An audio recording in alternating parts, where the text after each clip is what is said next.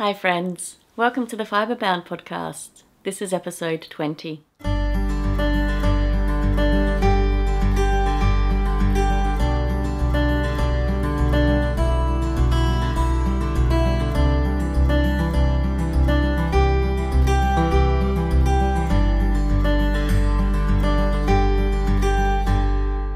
My name is Alexandra and I am coming to you today from a very sunny Adelaide in Australia, where I live with my husband, our 2 sons and our lovable dog Shorty. It is Sunday the 28th of August and it has been a little while, a few weeks, since I've spoken to you last. I had aimed to speak to you much sooner than this, but as usual, life has gotten in the way. So I am so excited to finally have a chance to sit down and chat with you. This is predominantly a knitting podcast, but sometimes I do talk about crochet and a little bit of sewing. Today's episode will be mainly knitting. Welcome back to returning viewers. It is so lovely to have you back with me again, and welcome to the new viewers as well. Since the last episode, my subscriber numbers seem to have gone up quite a lot. I'm almost at 3,000 subscribers, which blows my mind. So thank you so much for tuning in. I appreciate all of your support, all of your views, all of your likes, all of your comments. So if you're joining me for the first time, welcome, like I said.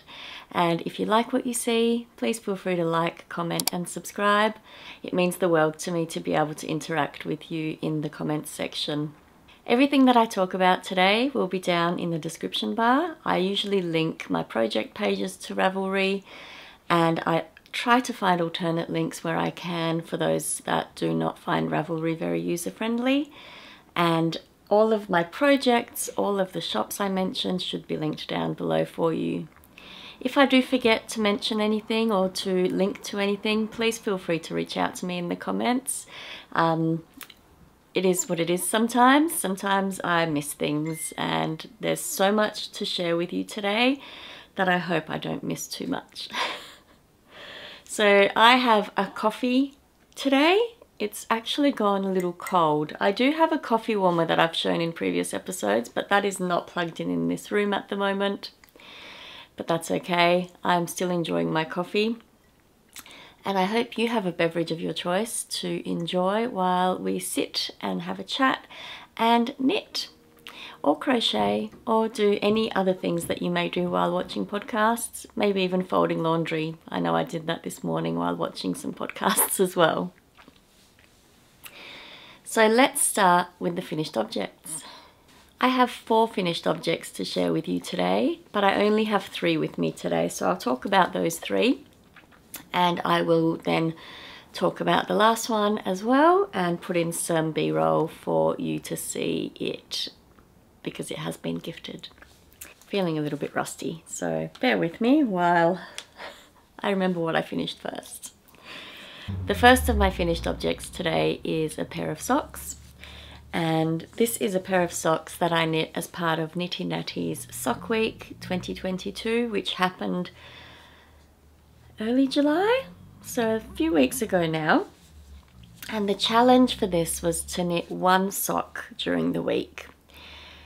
For those who knit a lot of socks or may have participated before, Natalie did encourage us to try to push ourselves to knit beyond the 1 sock if we could, to set a bit of a challenge for ourselves. So my goal was actually to knit 3 socks. But I'm happy to say that I at least knit a pair. And these are the socks that I knit.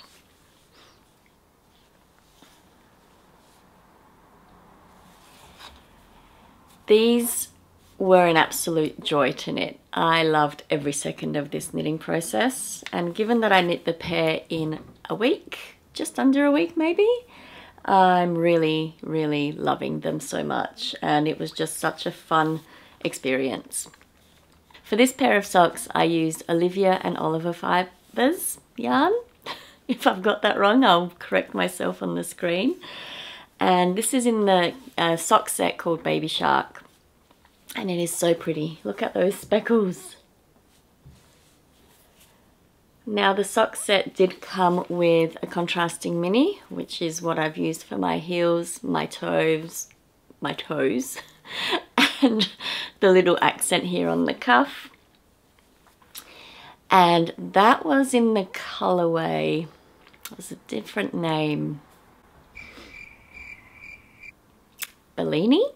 I think it was Bellini. So I utilised this sock set and absolutely loved it. The yarn is just stunning and the colourway, it just made me so happy to see all of these little speckles knit up and just to see it come together. The yarn, I believe, is a 75-25 merino nylon blend. I will double check that and will correct myself on the screen if that is not right. It has been quite some weeks since I finished this pair of socks. This pair of socks was knit on magic loop. I'm pretty sure. Yes. I knit them on magic loop and I knit them in tandem, which means I used one 32-inch needle for each of these socks and knit them at the same time. So I would do the cuff of one and then I would start the cuff of the other and sort of knit the leg and knit the leg and tried to work through to make sure I had a full finished pair by the end of that week, which I did manage to accomplish. So it's a 56 stitch sock. That is the stitch count I use for my socks. I usually do a 2x2 rib on the cuff, and I decided for this pair to use the shadow wrap heel pattern for the heel. So that is a short row heel and it's a really pretty heel. And I found that to be lovely to knit up. It's the second time I've knit the shadow wrap heel. The first time I used this pattern was back probably last year in June, July. Summer Sock Camp 2021 was the first time I used the shadow wrap heel, and did find that the second time around it just was much more intuitive for me. I didn't need to refer to the pattern as much, and I feel like I might be knitting more of these in the coming months or pairs of socks that I knit. And what else can I tell you? I used my usual rounded toe for the toe, and it was just a pleasure to knit these. Don't think there's anything else to tell you, but love these socks. Cannot wait to wear them now that I've shown them to you. So that is finished object number one. Oh, I did forget to mention something. I knit my socks on a US 1 or a 2.25mm needle. I used Chalgu red lace needles for my sock knitting on a US 1 2.25mm, and like I said before, these were knit on the 32-inch cord concurrently, in tandem. Either one of those works, so that was great. My second finished object is something that I did show in the last episode, and these are socks for my husband, and they are huge. I feel like they turned out so large. He does have large feet, but this seems a little excessively large. I've actually rolled the cuff over just so they would sit nicely on the sock blocker, but really they are much taller than this. There you go. Which is a little crazy. But let me tell you about this pair of socks.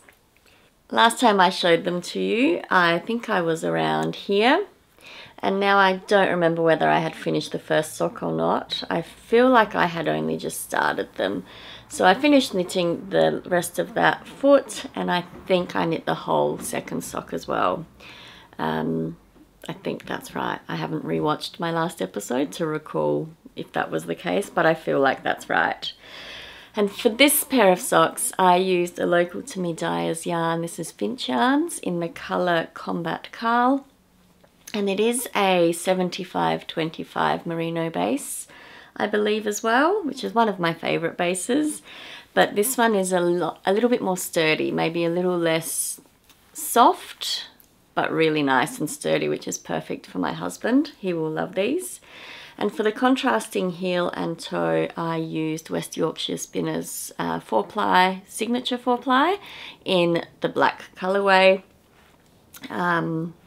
yeah, I think that's pretty much all there is to say. I used a heel flap and gusset for this pair of socks. My husband does seem to like the fit of those, although having said that, I've done afterthought heels for him before and they've been fine as well. But yeah, this size-wise. So my husband's socks I usually knit on a 68 stitch count, which is kind of between the medium and the large sized socks. I knit these, I'm umming a lot, I'm sorry. I knit these on magic loop as well, and they kind of felt like they flew off my needles given that they're so large and such a long foot. I think I do around 70 rounds for his foot, and I did at least that on the leg as well. He likes a very long sock, so he will love these, and I look forward to giving them to him now that I've shown them to you, because they've been done for a few weeks, and I tried to knit them when he couldn't see me knitting them to give him a bit of a surprise, because he says I don't knit him enough socks. So I thought I'd knit these ones, give them to him without him even realizing that I had knit them. It's nice to give a bit of a surprise. Now this marker here that I showed before, this marker is by the Crazy Sock Lady. It is from Summer Sock Camp last year. I picked it up then, and it just says Team Cuff Down, because most of the socks that I knit from the cuff down to the toe. And for the toe here, similar to the other socks, I use a rounded toe for my toe recipe, my sock recipe, and I have popped notes in my Ravelry project pages on how I do those toes, I think. Maybe not in this project page, but definitely in others. But it's loosely based on the Crazy Sock Lady's toe in her patterns. I just sort of adjust it that every size that I do for a sock, I will decrease every second round until I reach 16 stitches on each needle, because I magic loop them. And I then decrease every round until I get to 8 stitches, and then I Kitchener the toe. And I don't mind Kitchenering. I know that's a bit of a bugbear for some people, but I've knit so many socks now I don't have to think about what I'm doing or which order the setup goes or anything like that. It's pretty intuitive for me. So that is finished object number 2. Now my third finished object is, surprise, surprise, another pair of socks.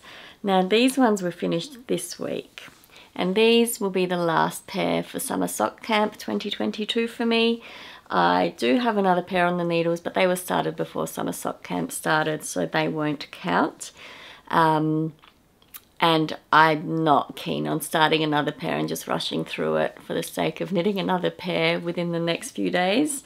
So this will be my 5th pair for Summer Sock Camp, which isn't amazing. I think I knit 6 pairs last year, but last year we also had I had a lot of travel knitting time. We drove up to Darwin and through Kakadu National Park and spent an amazing 3-week holiday on the road at about that time of year, throughout the end of June and early July.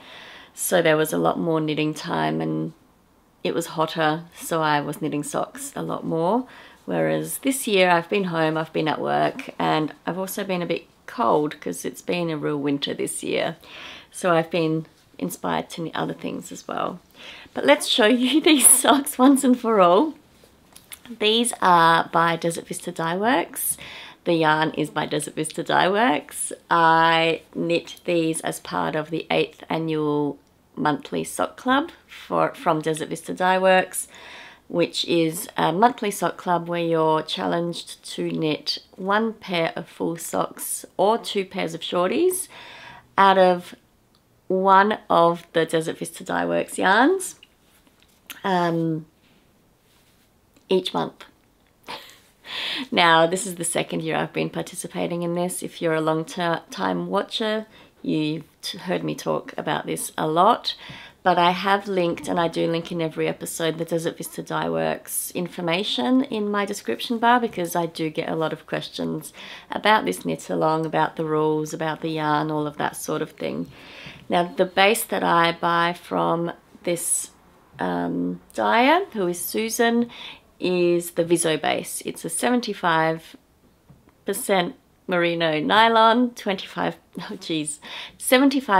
merino, 25% nylon base. And I love the way this knits up. It is such a lovely base to work with. I actually do find these Desert Vista Dye Works socks fly off my needles. So these ones are for me, and so they're a 56 stitch count again. And again, a 2x2 cuff, and you'll see that I do that for every one of my socks. But when I do self-striping, I generally will knit the full tube, and then I'll cut in my afterthought heel using Kirby Werby's afterthought heel tutorial, which I'm pretty sure is linked in the description from every video as well, because I talk about this every episode. I just like that I don't have to mess the stripes up, the sequence of stripes up as I'm making these, and quite enjoy the afterthought heel process.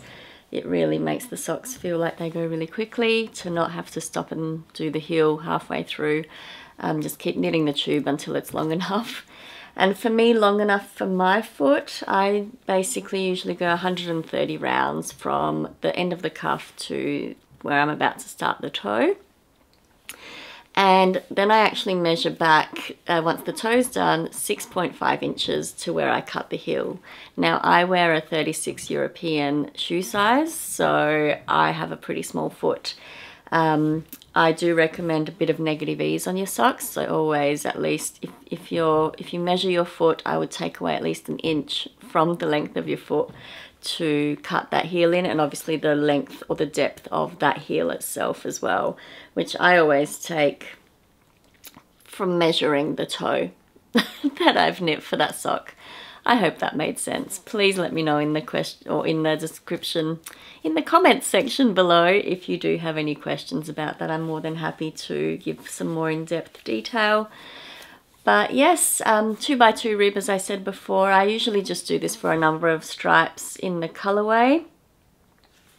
And this one I think ended up being around 16, 17 rounds over the 3 colors. Now, something that I'm not sure that I've mentioned in a while, but I will always have a contrasting cast on to the start of that cuff. And how I do this is by always casting on at the color change. So my slip knot is done at the color change, and then when I cast on, it's with 2 different colors. And so as you start knitting down, your cast on color is different to the actual start of that sock. And something else to mention that I probably haven't talked about, but I always do, and I've heard other people mention this and realize that maybe some people aren't aware, but I do, at the color change, I will knit that round. I don't knit it as a rib where there's a color change, to make sure that the color change is nice and clean. You'll notice there's no pearl bumps that are a different color throughout that transition there. And I do that by knitting the round that has the new yarn. Yeah, as the new colour starts, I knit that round. And you can sort of see that difference on the inside of the sock, that round is fully knit rather than knit to purl to. So the inside tends to look less clean, but no one sees the inside of my sock. And realistically, not many people see my socks, but I do like having that clean line finish there. So that is my 3rd pair of socks for this episode that is finished, and my 3rd finished object. And my final finished object is actually not with me. It has been gifted. I gifted it last week, so I'll pop in some footage while I'm talking about it. At the end of the last episode, I mentioned that my sister and I were taking our kids to a Harry Potter lock-in that evening, and we did that. And we had a great time, and I might try and insert some pictures over the top of this. The kids had a ball. My sister and I had a ball. It was just a really fun evening. And my son wore his Ravenclaw scarf that I knit him 2-3 years ago now. It was one of my first knitting projects that I made for him. And we had a ball. We had an absolute brilliant time. And when we got home, my sister texted me that night to say that my niece really wanted a not a Ravenclaw, she's a Gryffindor. She really wanted a Gryffindor scarf like her cousin's Ravenclaw one. So a couple of weeks later, Spotlight, which is a local, to me, sort of big box store. It's, if you're in the US, it's like a Michael's or something like that. Basically, they had a sale on 50% off most of their yarns. So I went in to find some yarn to make her Gryffindor scarf with. And I found these two amazing colours that were just perfect. And this is a fully acrylic, 100% acrylic yarn. It's Marvel 12 ply. And this is essentially an Aran weight, I guess. Although 200 meters per 100 grams, maybe worsted weight. Not quite sure. But yes, these are the yarns that I used. And so the red is called Claret, I believe. Where's the name? Color number 1064, which I'm pretty sure was called Claret. Ah, it's on the... Nope, it's not on this one. Well, either way, I'm pretty sure it's Claret, and this one here is Amber, and this is color... Actually says Amber on this one. That's interesting that it doesn't say it on this tag. There's no color number on this one, it just says Amber. Stop rambling, just get on with it. Okay, so I bought these, and I actually bought quite a few of them as per the pattern that I was planning to follow, which I did adjust. So when I was at the shop buying this yarn, I also found a book, which I forgot to bring over, so I'll have to go grab that. So while I was looking for the yarn for the scarf, I found this book. It is the Harry Potter Knitting Magic book by Tanis Gray, and it has all sorts of patterns in it, and I figured it's a beautiful book. They had a bit of a discount and sale on this as well, so I picked up the book and had planned to follow the House Scarves pattern. Hogwarts house scarves. Oh, that's a little bit glary. Hopefully you can see that okay. So yeah, that is the pattern I had planned to follow. And I loosely followed it. I made some adjustments.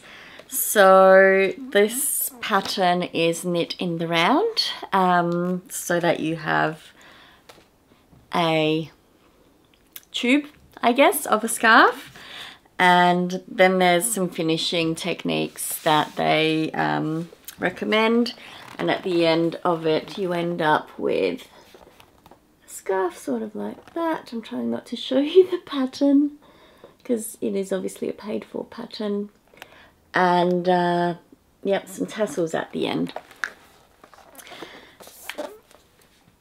And I cast it on. And I think I cast it on the recommended size and thought, wow, this is going to be super wide for her. She's only little, she's only 7 years old. So I adjusted it and made the scarf a little bit smaller than the recommended pattern. So yes, I adjusted it slightly, made it a little bit narrower, and which meant that I have quite a lot of leftover yarn. So I've got these 2 full balls plus another full ball of the red, and then half a ball each of the claret and the red. So I definitely have a lot left over. I could knit another scarf if I wanted to. But it was a really fun quick knit for her. I also adjusted the stripe sequence. So there's a chart in the pattern to show you how to do the stripe sequence. It tells you how thick to make each stripe. And I did make an adjustment on that. I sort of matched it up to the pattern I made up for my son's Ravenclaw scarf in terms of the striping sequence and the spaces between the stripes as well. So very loosely followed this. I essentially just followed it to knit it in the round, because I also cast it on and bound off differently. So I used the Judy's Magic cast on to cast it on, so it was a nice seamless cast on, and it meant that I didn't have to try to bring it together at the end. And I don't really want to talk about how that's brought together in the pattern, because again, it's a paid for pattern. I just decided to do it my way. And when I got to the end of the scarf, I kitchened the end of the scarf to make it a nice flat tube all the way through, and no fear of it coming apart at any point in time.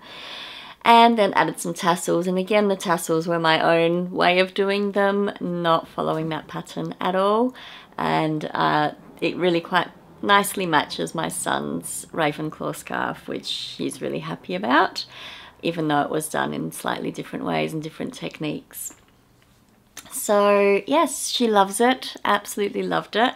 And they had book week at school on Wednesday or Thursday this week. So my sister sent me some photos of her in it dressed up as Hermione Granger, which her hair totally matches that character.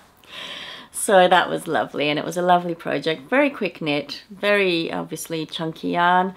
The needle size I used to knit that with, I think, was a 5mm. If that's not right, I will pop it on the screen, but again, it's all outlined in my project page on Ravelry. But yeah, lovely pattern, or lovely project. It was fun to knit, and she loves it, so that's really nice. So those are all the finished objects, and I feel like I've been talking for so long already, and we haven't even got to the whips or the acquisitions, of which I have quite a few to share with you today. Okay, so whips. I'll go with one of my oldest whips that I have to share with you that I don't think I shared in the last episode. I probably spoke about it 2 episodes ago. And this one is in my project bag by my friend Krista, the knitting dentist. It's a drawstring bag, and there's her little tag up there, little tooth, because it's adorable. And this is housing my silly socks, and I'll show you the yarn label. It's seen better days, but these are hobbii silly socks. I talked about this in depth in the last episode, or last time I shared it. It is a 75 wool, 25% polyamide. 100 grams is 400 meters. And this colorway, again, is numbered on the label, but it is... it does have a name on their website. And right now, oh, here we go, color 07. Color 07, which is this beautiful yarn. Now, I did mention last time that Hobbii had sent me this to try out, and I'm really liking this yarn. It's been really fun to pick this up again. So last time I showed you this sock, I was up here where the little cupcake is. Now this Progress Keeper is by Ash and Eve Designs. She's an Australian yarn dyer and very talented with the polymer clay as well. So I have almost finished this tube of sock, and it's the first one of the pair. I think I have another maybe 10 rounds to go before I start the toe, and I'll cut in the heel later. I have marked where I think my heel will go, so this is how I sort of plan it out. You'll see there's little Progress Keepers all the way down the sock. They just count my rounds. So I put one usually every 10 to 20 rounds, depending on what I'm feeling at the time. Pretty sure I've borrowed that marker to mark the next bit because I ran out of markers, or I didn't have markers with me. Usually I mark every 10 rounds, and like I said, for my sock tubes I usually go to about 130 rounds. So that is that, and I mark the 2 edge stitches where my heel will go. That's not to say that that is exactly where my heel will go.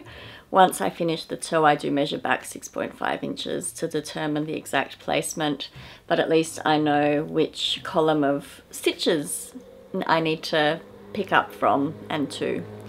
So this has been a joy to work on, and I've had this bag basically in my car And it's my traffic knitting at the moment. I heard someone else talk about this the other day.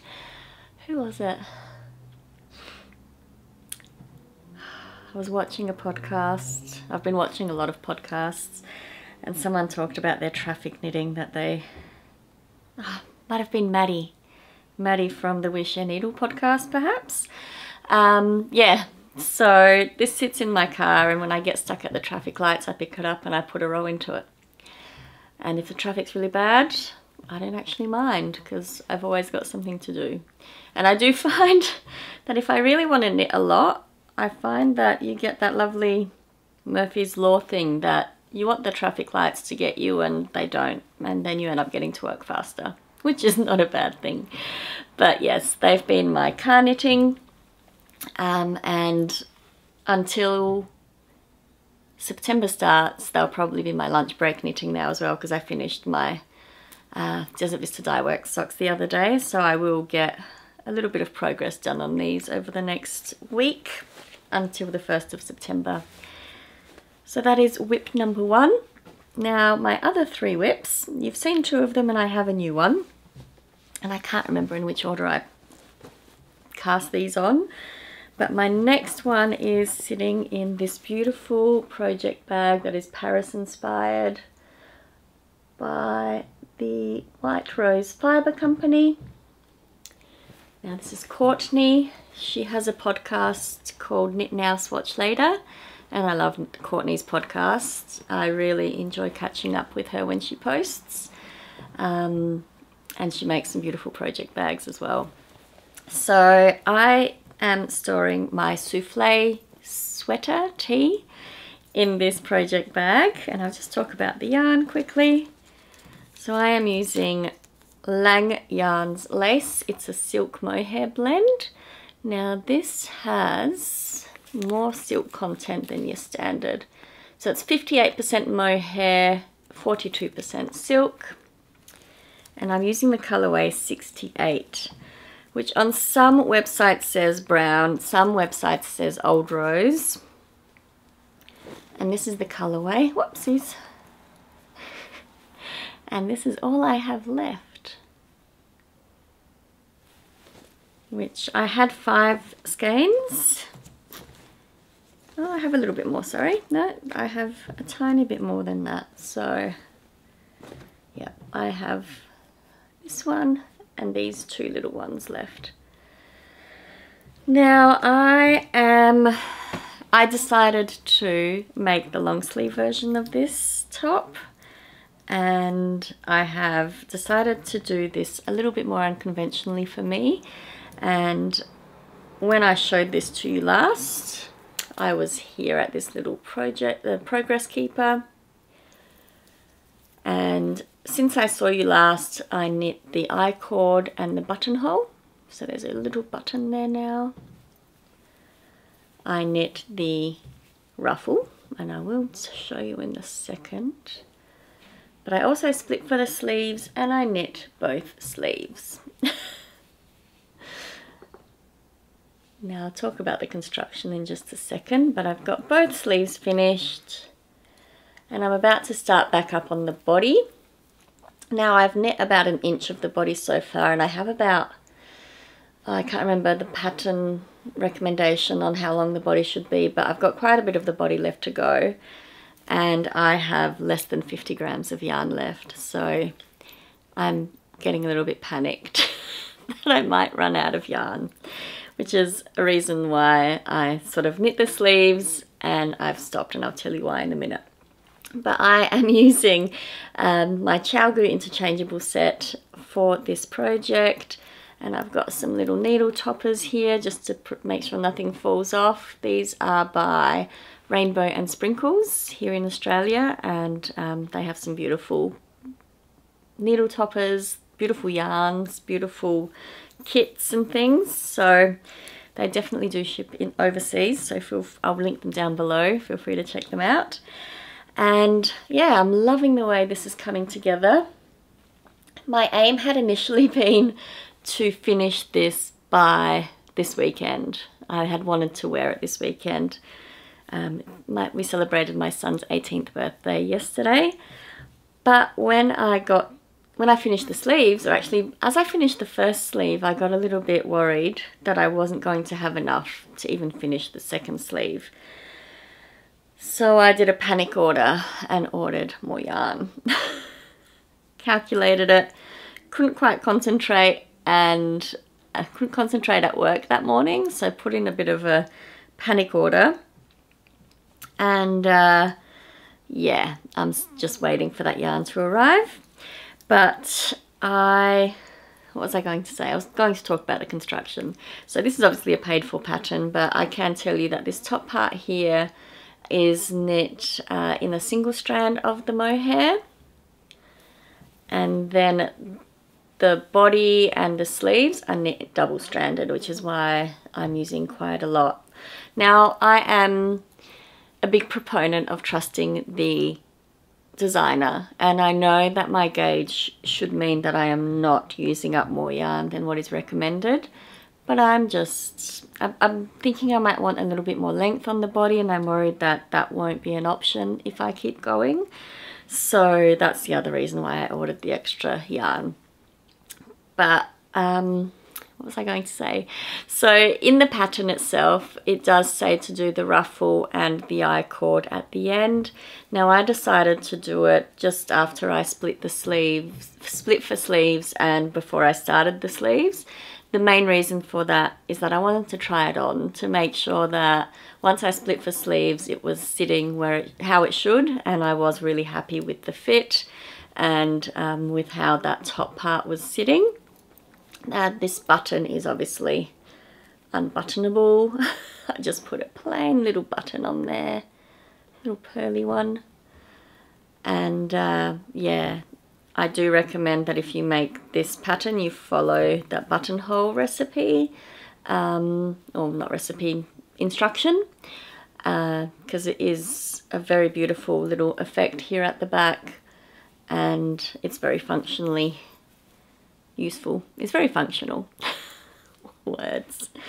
So I'm using a progress keeper, or a stitch marker, I guess, that I made out of polymer clay last year as my beginning of the round marker. I did mark my sleeves as I went down every 10 rounds to make sure they matched, and love the finish of this cuff as well. You'll notice that it's not a ribbed cuff. I followed the pattern exactly for the cuff there and love that, and I do recommend, yeah, trust the designer for that one because it's a really beautiful finish. And then I'm excited to do the body obviously and get this finished, but like I said, I ordered some extra yarn and my order arrived last week, but that yarn wasn't in there and there was a bit of a mix-up, which is fine. We've sorted it out. I had great customer service there, so that's no dramas. And I ended up finding a ball on eBay. I ordered that on Friday night. I think it was Friday night. And so that should arrive in the next couple of weeks. It might be a different dye lot, which is why I don't want to start with the yarns I have at the moment to keep going on the body, just in case it's quite different. I might need to fade it in somehow as well. So I'm keen to see when that arrives to see if it's going to be a good match or not. And if not, well, I'll just go with what I've got. I'll just keep working on it. But this one's in a bit of a timeout right now until that extra yarn arrives. I just figure it's safer to have a little bit more just in case. Now I did actually end up ripping out my swatch for this, and mohair and ripping back is not a fun experience normally. But I'm not sure if it's the extra silk content in this particular yarn, but I actually was able to rip it out without losing any, without having little bits or anything like that. So that was really impressive. So I did rip out my swatch there and used that as part of one of my sleeves. I can't even remember which sleeve now, but it contributed to one of the sleeves. So that was wonderful. And yes, I believe, am I knitting these on the recommended needles? I always forget to tell you that part. I'm knitting this on a US 5 or a 3.5mm needle. I don't remember what the pattern recommends. I feel like I may not have met gauge exactly, so I had to change needle sizes. But I'm not 100% sure right now, but I think that's right. So yeah, that is coming along beautifully, and it would be done by now because I did pause it quite a few weeks ago when I got to the end of those sleeves. But I look forward to picking this one up again. It's just waiting for that yarn to arrive, which will be lovely when it does. And my next work in progress is another one that you saw last time as well, if you were here with me. It is in this Totes a Go-Go bag, which I love. I knit so I don't kill people. I mean, I don't think, I wouldn't take this literally. I just think it's a really pretty colour. And it's got yarn on it and knitting needles. So this bag I picked up at Fibre Feast, I think, last year in 2021.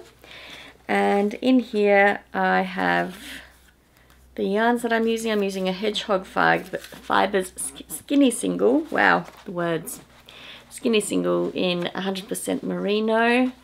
This is 366 meters to 100 grams in the colorway Ozone. And for this pattern, it's a merino and a mohair. And this mohair is by the talented local dyer Nicole from Cola Girl Collective in the colorway Aldinga Drop Off or Aldinga Drop Off. And I love this green. I think I mentioned in the last episode I need a sweater quantity of this green because it is stunning. I'm pretty sure, I think I may have a skein of this colorway somewhere. I'm not sure. Anyway, this is 70% kid mohair, 30% mulberry silk. The labels all stuck together. 420 grams per, sorry, 420 meters per 50 grams. And this is my, forgotten what it's called. This is my Uptown shawl. And I did show this last time, but I barely had started it. It's got a bit more work done to it now. I think I was at this Progress Keeper last time. So I've put a little bit more work into it. In reality, it's been about maybe one day and a couple of mornings worth of knitting. So not a lot, but look at that texture. And I love how the colours are looking together. The back's quite interesting too. So the back has this slip stitch sort of detail on it. But this is a lovely shawl. Now this is the Uptown by Susie. I forgot to tell you who the sweater was by. Terrible.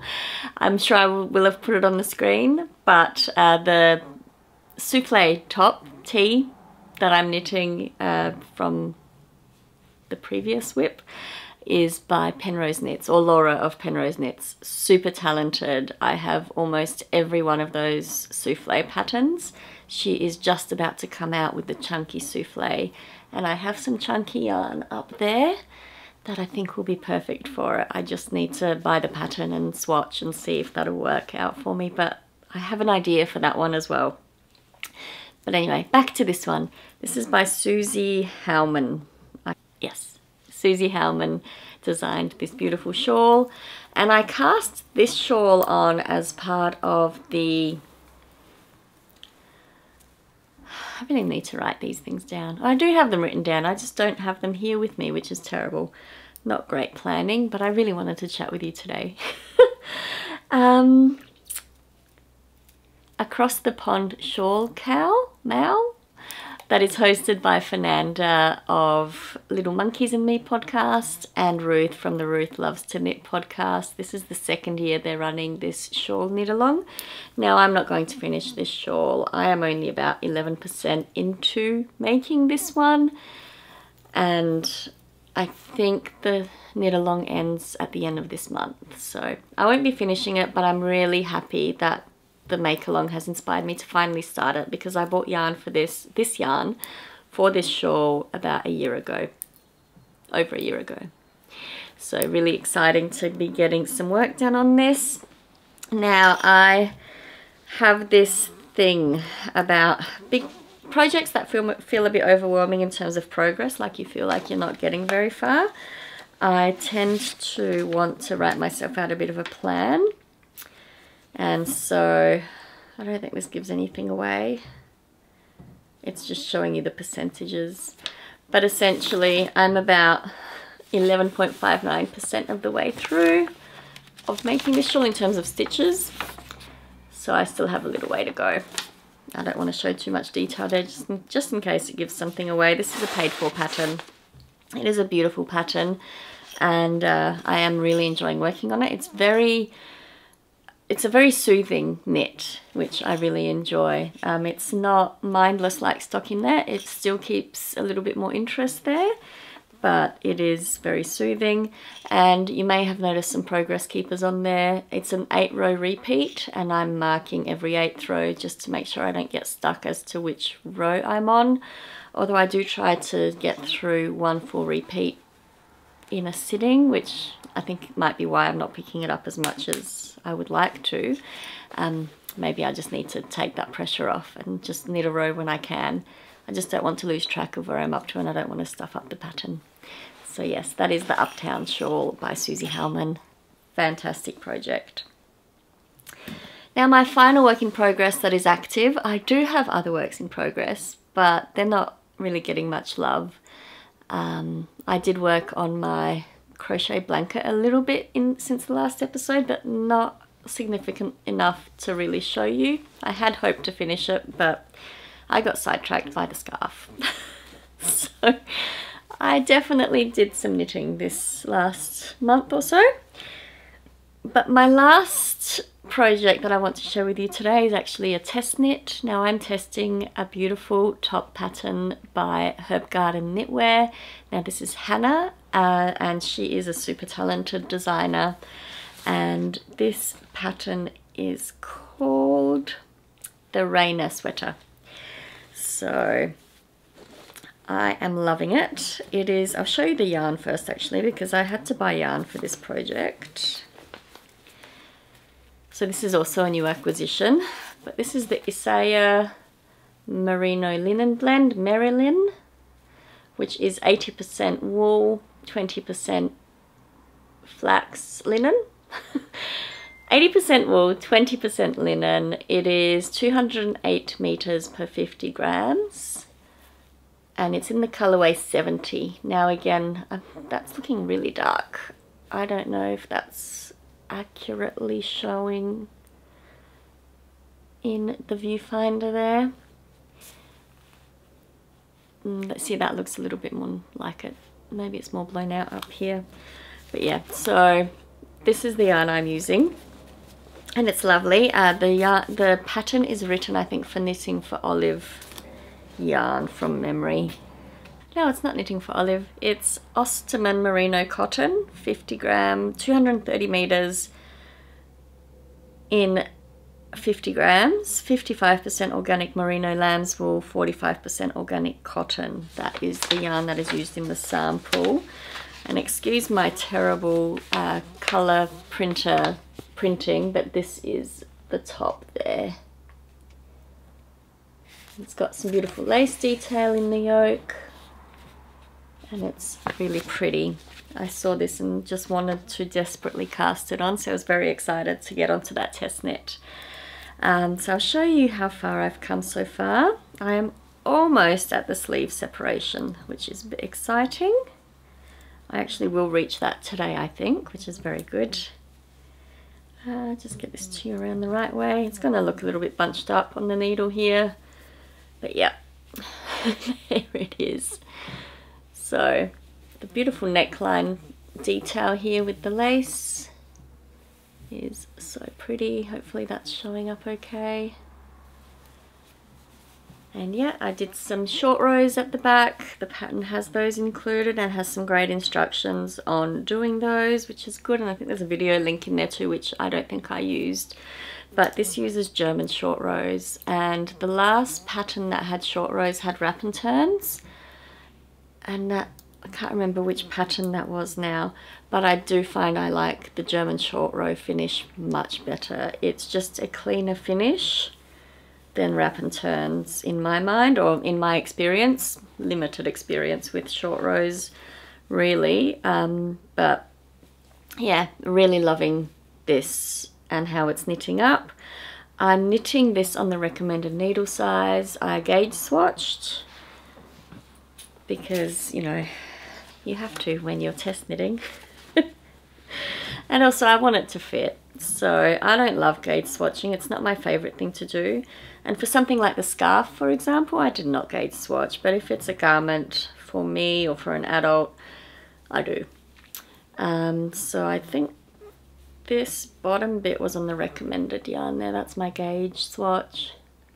And one thing I found about this yarn, which I found interesting, it's, like I said, a wool linen blend. It didn't change. The gauge didn't change when I washed it and blocked it. So I was very happy about that, because I was a little bit worried. I'm like, oh no, I've met gauge on the recommended needle size. Is it going to shrink or is it going to grow? Because I know superwash will always grow. Linen, in my experience, tends to shrink stitchwise and grow lengthways. So it was all a bit confusing. What is this blend going to do? But for me, it did not change. The gauge remained the same. So I was very excited to meet gauge. I did for just in case. I swatched also on a bigger needle than recommended, just to see, but I was fine on the recommended needle. And you'll notice here I don't cut the back. So this is a swatch in the round. Let's sort of talk about this, because I've seen people cut theirs, but there's a specific reason why I don't. So when you're swatching in the round, you want it to be like a tube, but you don't want to knit such a big tube that you waste all of that yarn. So you carry the yarn behind, you'll knit, knit, knit, knit, knit, carry the yarn around, and then knit again, basically. Bring it back around the circular needle to keep knitting. And so it's like a tube. Now, I've seen a lot of people will cut these strands to then block their piece. I just make sure that I'm leaving enough yarn in the back there that I can push those strands up or down so they don't get in the way of my swatched fabric. And what this means is if I run short on yarn, like what is happening with my souffle top, I can unravel this and use it, and it's all a long piece of yarn rather than little short bits that would be a nightmare with the ends and the weaving in and all of that sort of stuff. So yes, this is how I swatch every time, and it seems to work well for me. And you'll notice here as well that I've got some yarn overs in the swatch. So this is a US 4. And then I don't think, oh yeah, at the top here, I think I did the same thing for a US 5. 1, 2, 3, 4, 1, 2, 3, 4, 5, 6. US 6 perhaps. Maybe I did too many there. Yeah, I did. I jumped up 2 needle sizes to do that second swatch. So I thought if I'm too small here and too big there, I'll probably be in between. But I actually met gauge on this one. Okay, let's stop rambling. So yeah, this is knit on the recommended needle size. Now these are 3.5mm ChowGoos as well as my souffle top, but obviously a very different fabric and a very different yarn. So even though it's the same needle size, it is knitting up differently. But it has been a joy to knit. I've really enjoyed it so far.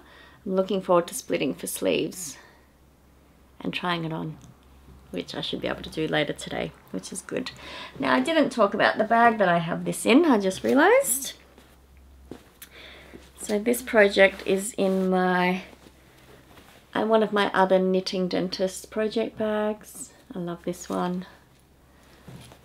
And again, she's got the truth here. Here it is. I think her shop is currently closed, but yes, when she opens up again, I highly recommend her project bags. The size of this one's really great for a sweater. I've used it for a child's sweater, I've used it for my Anchors tee last year, and now for this one. And this is, I think it's 3/4 length sleeves from memory. Yeah, it's a 3/4 length sleeve design. So my aim is to follow the pattern as written. Obviously I'm testing it, so I will tell you all about that next time I see you. And that pattern will hopefully be out sometime in October, I think. So yeah, that's fun. So that's all of my whips. Not bad, not bad. What are we on? We're on an hour. Oh, I don't think I have that many cuts. This is going to be a long one, I'm sorry. Sorry, not sorry.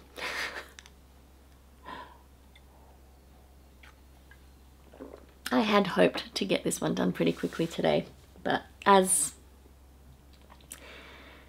it goes when you don't podcast for 4 weeks plus, you accumulate some things. Okay, so I've had quite a few acquisitions. Now in the last episode I didn't bother sharing them because it just felt overwhelming. And as I gathered the ones that have come since the last episode together, I also felt a little bit overwhelmed. But let me tell you or talk you through semi-quickly about these acquisitions because there's some exciting plans in this group here. So pretty much as soon as I finished recording the last episode, this beautiful thing turned up. This is by Bumblebee Acres, and it is their Stranger Things, the Hellfire Club and D&D mini that they brought out for season 4 of Stranger Things. Now I'm not sure if the colour's coming out okay there, but it's beautiful. It is so pretty. I'm not sure why it goes so dark when I zoom things in. This is a 75% superwash Corriedale. Oh, yay. I do like a Corriedale. And 25% nylon. It is 434 yards per 100 grams for the full skein, and the mini has 80 yards in 20 grams. It smells amazing. What is it about the smell of yarn? So yes, I don't know when I'll cast this on. I have seen these knit up. I'm pretty sure I saw, oh my goodness, my words and my memory. Sock Witchery. Sock Witchery has knit these up, I think, and they look beautiful. So yes, I am keen to get this one on my needles at some point. I might just cover it for a little while. So that is acquisition number 1. My second acquisition is my Yarnable box from July, and this is it here. It's called Picnic Basket. It is the plush sock base, 85% merino, superwash merino, 15% nylon, 437 yards per 100 grams. And I really like this colorway. It's almost a semi-solid, I think you could say, which is really exciting. Not sure what these will be used for. I've accumulated quite a few of these Yarnable colorways and I just can't seem to stop ordering them. They're a mystery box, so they usually come in with some goodies and things, and these ones came picnic themed, so there's some picnic napkins and some other things in there which are quite cute, but the yarn is really pretty, which is the most important part. Now next up, let's tell you about what I bought at Spotlight the day that I also picked up that Marvel yarn for the scarf, for the Harry Potter scarf. Now I have been eyeing off this beautiful yarn for a long time, and at 50% off I bought a sweater's quantity. Not sure what I'm going to make with it. It'll be something summery, but I did pick up 5 balls of this, and this is the colorway Mushroom or Champignon, both, maybe Mushroom Champignon. A champignon is a mushroom. Anyway, yes, it's a Lion brand yarn, Trubu, which is, oh goodness, what's the composition again? 100% rayon from bamboo. So it's a fully bamboo yarn, perfect for summer knits. And now I test crocheted a scarf last year or a shawl wrap last year for the very talented Gianna of, did I mention that my memory's gone? Little Red Knits. And this was the recommended yarn, but at that time I couldn't get this in Australia, and I can imagine that this would make a stunning, like I love the feel of this yarn. It is so super soft. It's lovely. I imagine that if I have any left over, I might make another one of those, because I think I only needed 2 to 3 balls. I shall see. But I am eyeing off quite a few of the other colours. I saw Serenity Knitting Podcast, the lovely Alex, a new Australian podcaster, picked up like a bluey version of this yarn, and I really like that one too. But I like a lot of them. They're beautiful. So yes, I will be casting that on sometime in summertime, hopefully. I have a lot of cast on plans. And when I was purchasing the yarn for my test knit, I knew I wanted it to be pinky, because apparently pink's my thing. And I couldn't decide which pink, because colours on the website aren't always what they look like in real life. So I also grabbed this colourway 31. And I also grabbed this colourway 61, which looks a little bit grey there, but it's basically, yeah, it's like a pale pink going into sort of beige, maybe? I'm not sure how to describe that colour, but if I put them next to each other, I'm planning to pair these together. So if I compare this also to the yarn that I chose for the test knit, bring out one ball of those, that one. So this is the test knit colour, and these are the other 2 I ordered.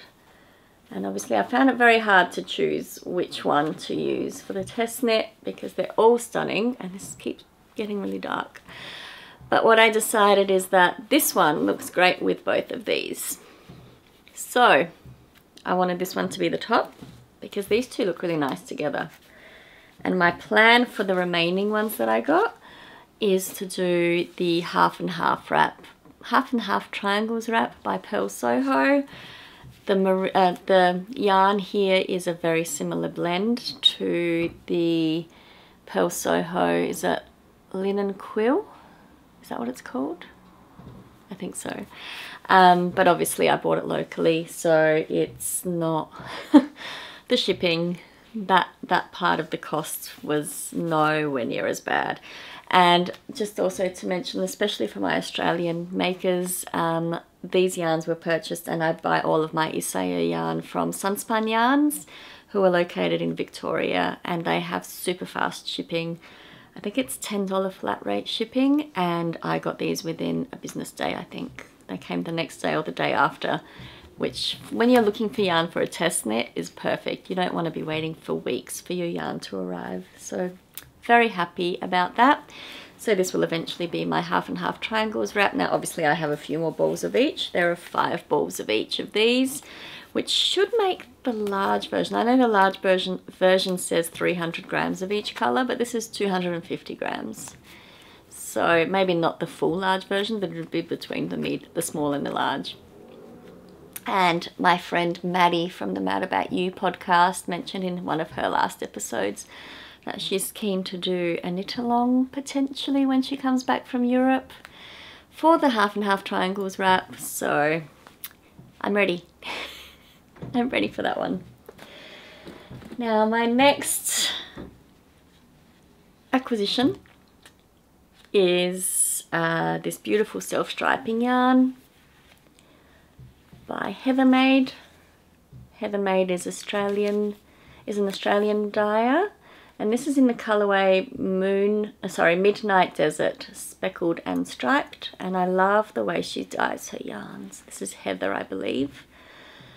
This is a 4-ply fingering. It is 366 meters per 100 grams, 80% wool, 20% nylon.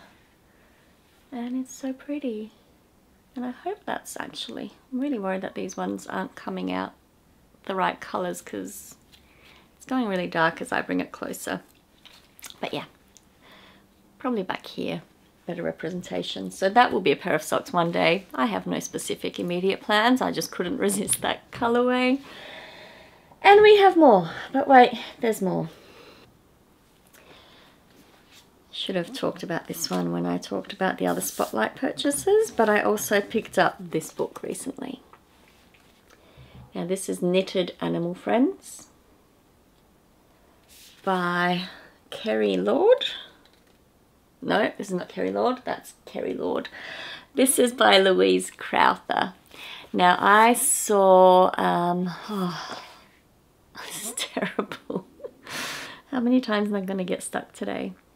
I will pop the podcast down below that I saw talking about this amazing book. I've even forgotten her name. Is there such a thing as post-COVID brain? Maybe, maybe not. Anyhow, I saw this amazing podcaster knit her new baby. She's pregnant at the moment. I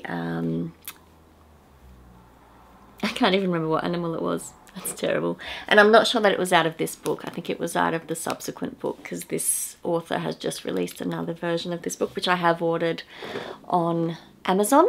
I'm just waiting for it to arrive. So I thought I'd get this one too because it's cute. It has a lot of patterns in there. There are 13 animals in here, each with their own unique personality and style, and you can mix match the animals and their outfits. So you can knit them outfits as well.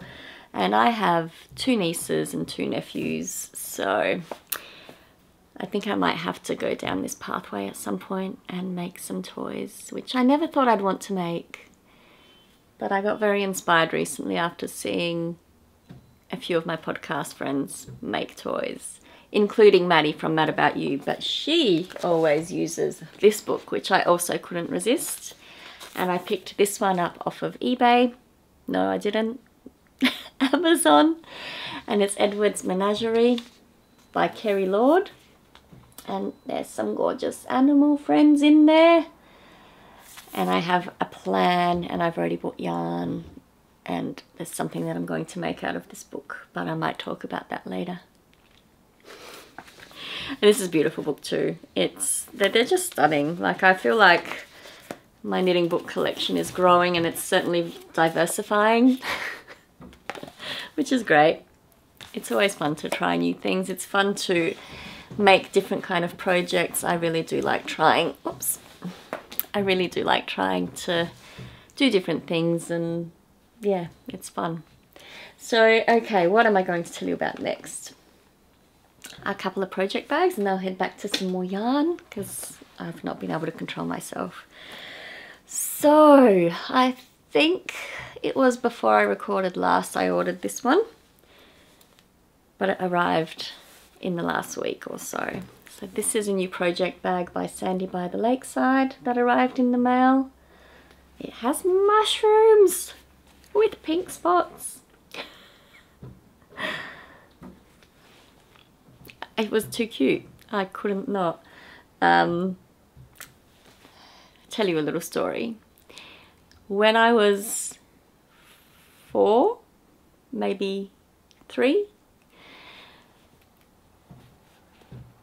I lived in Poland and I went to kindergarten or daycare. Not quite sure what it exactly was. I was very little, I don't really remember much of it. But what I do remember is we had a dress up event, party, something, and my mum spent a lot of time making me a mushroom costume with a beautiful little mushroom skirt and a mushroom hat. I remember the skirt very vividly because there is a photo of it. But I was a little girl who wanted to be a princess, and my best friend Patricia at the time was a princess, and I asked if I could borrow her crown. And when the photos came back to my mum from that party, I wasn't wearing the mushroom hat. I was wearing the crown, and Mum was so devastated. And now I have this affinity with mushrooms because that memory comes up for me every time. And I wish that I could go back and tell my younger self to wear the mushroom hat that my mum had spent so much time putting together for me. But yeah, that's why I had to have this bag. Get an insight into my life. And another project bag that came in the mail is this one by Mountain State Stitches. Now it has socks on it, and it was for summer sock camp, and I bought this from the Crazy Sock Lady shop, which stocked this specifically for the camp. It arrived for me this past week, so I haven't had a chance to use it as part of summer sock camp, but I will get a lot of use out of it. And look at the inside. It's so pretty. I love these bags. She's so talented. So this is Mountain State Stitches on Etsy, I believe. This is now my third Mountain State Stitches bag, and I love them. They're really lovely bags, beautifully made. So that's it for project bags, and I have a little bit more yarn. Okay, so I have been enjoying seeing Lizzie from, here we go, I remember her first name and I've forgotten her podcast name again. I'll pop it on the screen. Talk about her first sweater, and you're yelling her name at me right now, I know it. She designed the first sweater, and now she's just finished designing the first cardigan, which she's going to, I believe, put out a test call for soon, using Arwetta, Ficolana Arwetta and Tilia held together. So I picked these up. I ordered these up. I didn't pick these up. I can't find many of these around here. There is, I think, one stockist in Australia, but they didn't have this colourway. And I got a bit stuck in the colourway rabbit hole, and then decided to pick the lavender because I had seen Inga from Knitting Traditions knit something with a similar colourway to this, and I went, actually, I love that colour. Why haven't I bought any of this colourway before? It was a different yarn she used and a very different project, but I know she got some yarn similar colour to this. Now again, on the tag it's a colour number, but it does have a name on the website. It is the colourway 267 and the Tilia is colourway 353. I'm pretty sure they have the same actual name though, and they go so beautifully together, and they will be held double. And this is 80% wool, 20% nylon. And the Tilia is 70% kid mohair, 30% silk. And I just did see how many meters. 210 meters per 25 grams for that one. And 210 meters per 50 grams for this one. So that is a project that will be coming up soon. I'll either make the first sweater with this because I really do like the look of that pattern. My friend Lucy test knit that one, and I think so did Laura from Penrose Knits. So Lucy from, here we go again, the Knitting Nanny. This Nanny Knits. Wow. This Nanny Knits podcast, and Laura from Penrose Knits. I think that's right. The Knitting Pickle. Yeah, they both test knit the first sweater and I love them. So whether this becomes the first sweater or the first cardigan, I'm not sure, but I love them. They are gorgeous. And I also put in an order recently for Morris & Sons, and Morris & Sons is an Australian, sorry about the sound here, company. I'm just going to show the box because there's a lot of stuff in here. And I picked up some Morris & Sons Estate yarn and some Regia. So I've got Regia Tweed.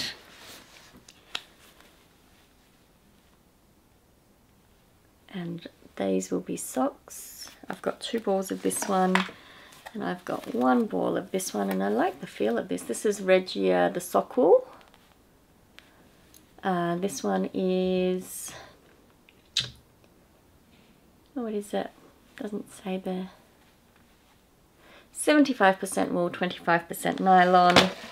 This one is 70% wool, 25% nylon, 5% viscose. So those are the two sock yarns. Oh, it's gone super dark again. That's probably better colours. And also picked up a couple of these.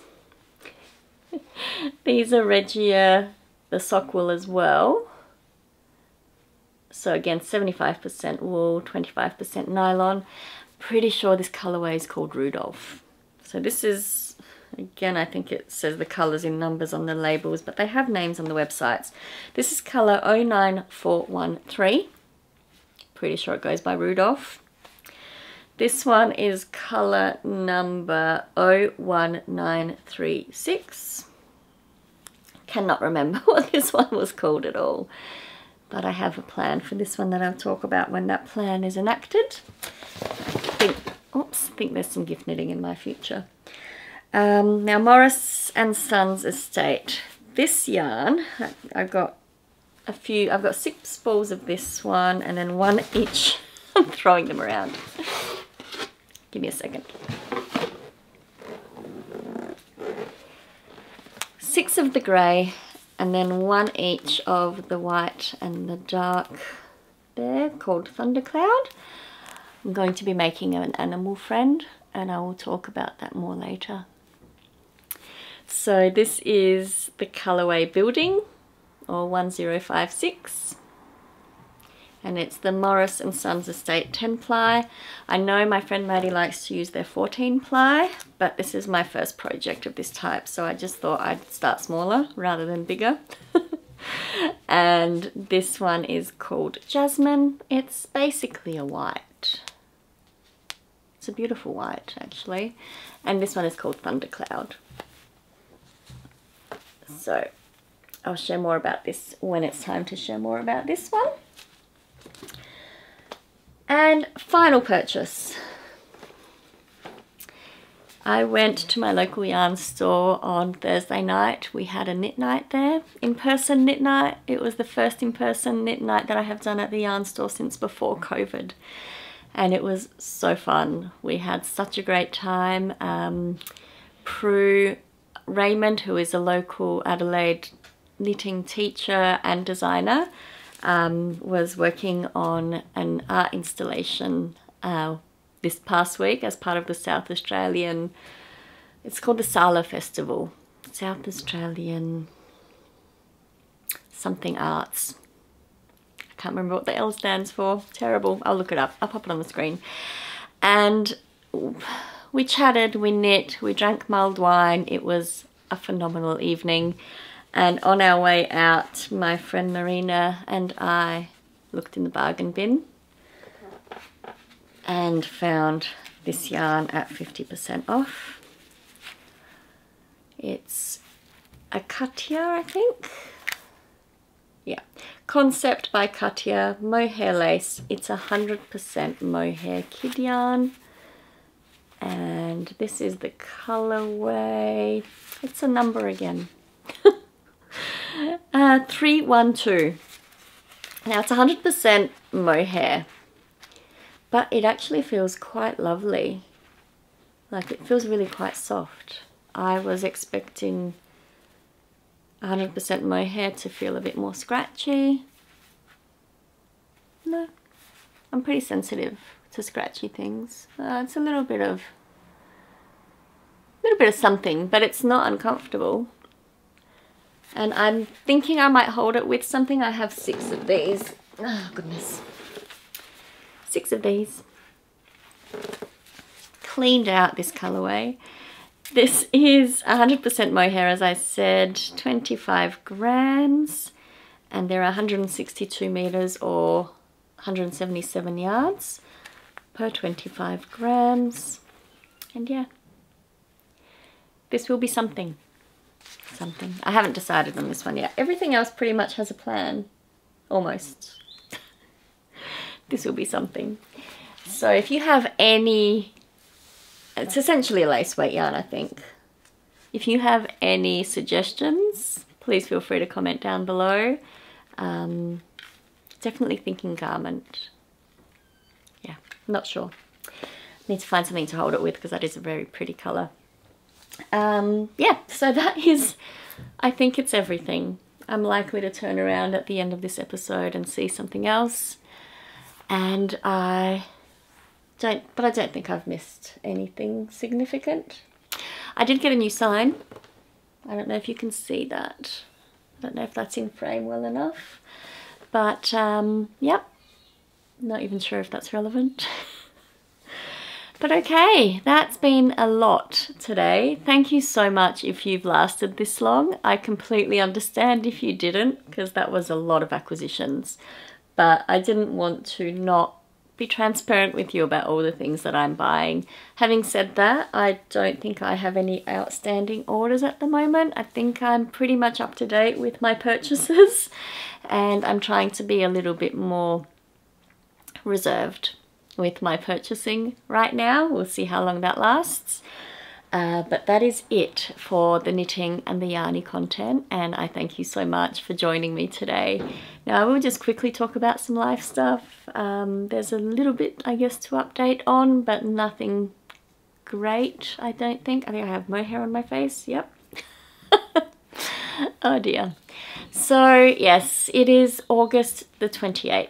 My oldest son celebrated his 18th birthday on Wednesday the 24th of August. So it's been very much a week of celebrating him.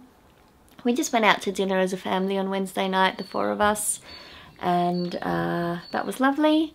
And then on Saturday yesterday we had our family, so my sister and her family, my husband's sister and her family, and my in-laws come over to our new property to celebrate with him. He just wanted something very low-key, so that was nice. We had a barbecue. It was a beautiful day for it. It really feels like spring is on its way. Today actually feels very spring-like.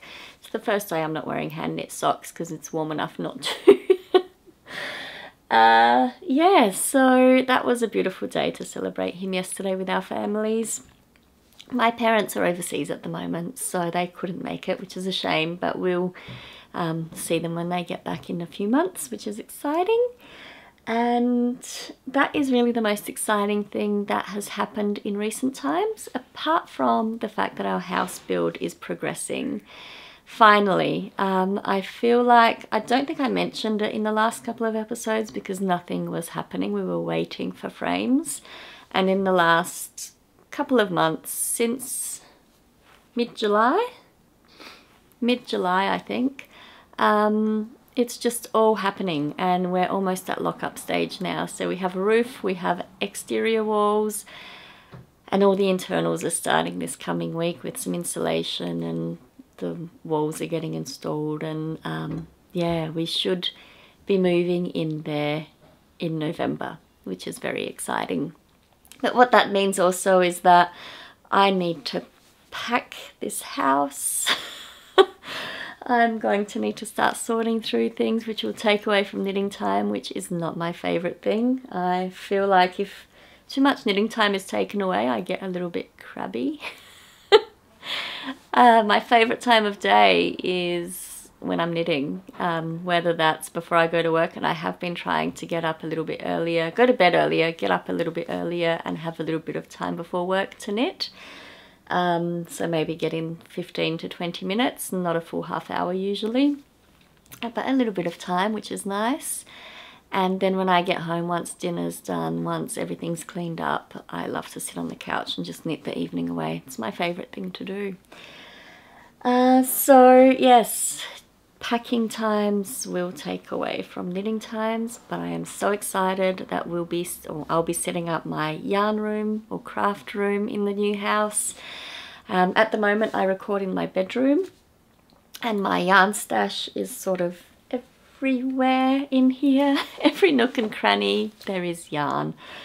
I do have some boxes in our spare room that I've already started pre-packing some things, and there's already some things that I've put away that I'm like, no, I need that still. So I yeah, I will need to do a serious job of packing things. We're keen to sell off some of our old furniture before we move as well, so that we can buy things specific to the new house, just things that won't fit in the spaces the way that they do here or they did in our old house. So that's going to be a bit of work, but it'll all be worth it in the end. So I might finish that off there and stop talking at you. We've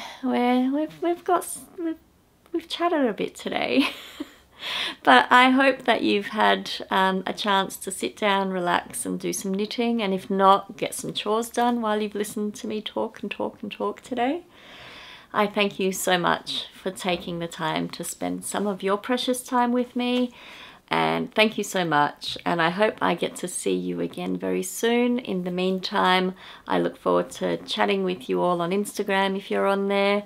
I am much more regular at posting on that platform, but I hope that I can check in with you again at least once more before we move out of this house, and I will try my best to do that.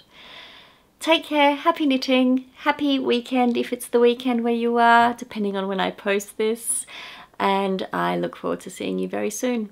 Take care, bye.